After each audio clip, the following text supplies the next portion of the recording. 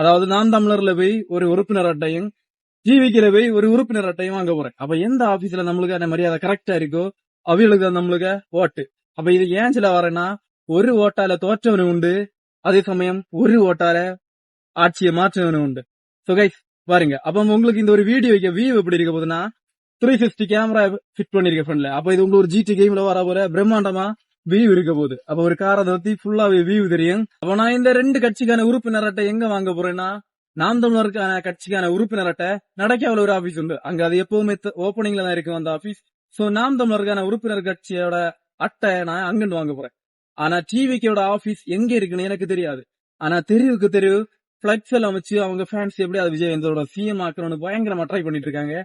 ஆனா எனக்கு அதுக்கான ஆபீஸ் எங்க இருக்குன்னு சுத்தமா தெரியல. சோ அந்த ஒரு ஆபீஸை மட்டும் நம்ம கூகுள்ல இட போறோம்.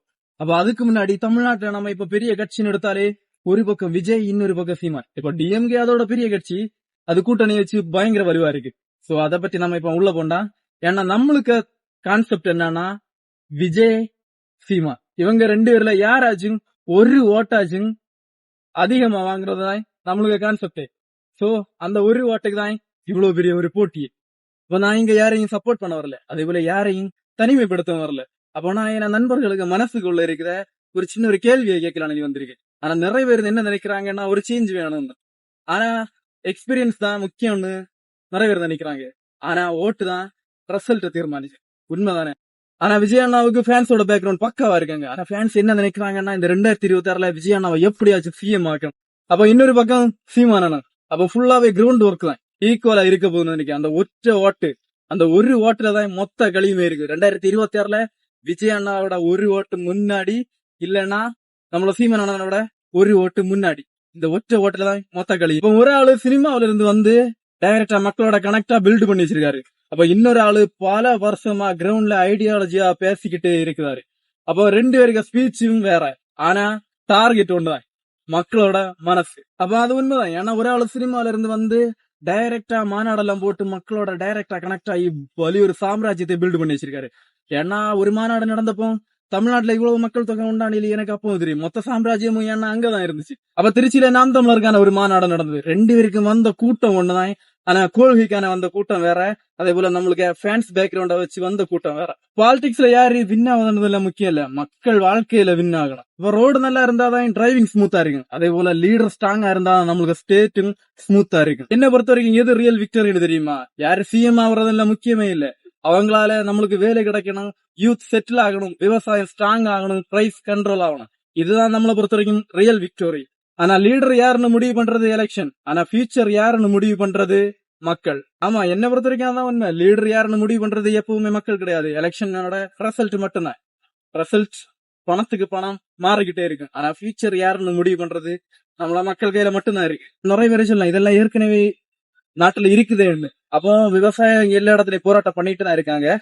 அப்போ இதெல்லாம் உண்மையான விக்டரி கிடையாது, வெறும் பேச்சால மட்டுமே வின் பண்ணுது விக்டரி கிடையாது. பேச்சோட தாண்டி செயல் நெல்லி ஒண்ணு இருக்கு, அதோட சேர்ந்து நம்ம வின் பண்ணாதான் அது ரியல் விக்டரி. ஓகேவா கைஸ்? நான் முதல்ல இப்ப எங்க போறேன்னா, நாம் தமிழர் கட்சியோட ஆபீஸ்ல. அப்ப அங்க போய் முதல்ல உறுப்பினர் அட்டையை வாங்க போறோம். அப்போ அங்க போய் நம்ம நடவடிக்கைகளை பார்ப்போம். அப்ப எனக்கு தெரிஞ்சு இந்த சண்டே அதனால க்ளோசிங்ல இருக்குமா ஓப்பனிங்ல இருக்குமான்னு தெரியாது. அப்போ பாருங்க, அப்ப 2வது டிவிக்கேல நம்ம போகணும்னா நான் எங்கேயுமே ஆபீஸ காணல. சோ நம்ம கூகுள் மேப் விட்டு தான் அங்கேயும் போகணும். அப்போ சண்டேனால அங்கேயும் ஓப்பனிங்கா க்ளோசிங்கானு தெரியல. அப்போ இந்த 2 கட்சியிலையும் போய் பார்த்துட்டு உறுப்பினர் அட்டையை வாங்கிட்டு யாருக்கு ஓட்ட போட போறோம்னு முடிவு பண்ணுவா கைஸ். ஒரு 2 கிலோமீட்டர் மட்டும் தான் உண்டு.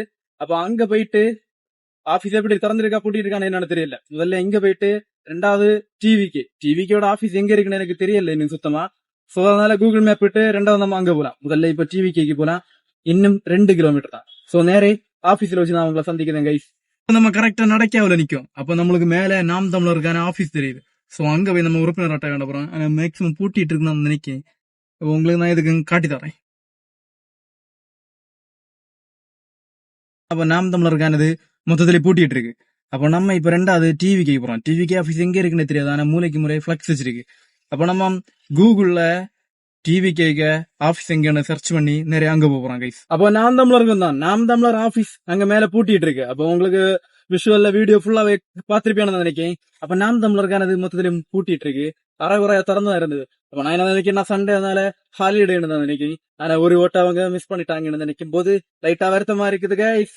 டிவிக்கோட ஆபீஸ் தான் போறோம். அப்ப கூகுள்ல போட்டோம். கூகுள்ல இன்னும் கரெக்டா ஒரு 400 மீட்டர் கிட்ட தான் இருக்கு. சோ அங்க போயிட்டு நம்ம நேரே டிவிக்கோட ஆபீஸ்ல போய் உறுப்பினர் அட்டை எடுக்க போறோம். அங்கேயும் பூட்டிட்டு இருக்குமா என்னன்னு தெரியல. அப்ப கைஸ் வெயிட் பண்ணி பாருங்க.